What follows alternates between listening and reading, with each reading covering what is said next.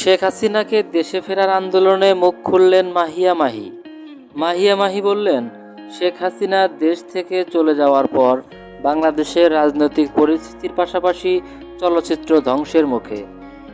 যদি তাকে দ্রুত দেশে ফিরিয়ে আনা না হয়, দেখা যাবে চলচ্চিত্র জগতের অস্তিত্ব নষ্ট হয়ে গেছে।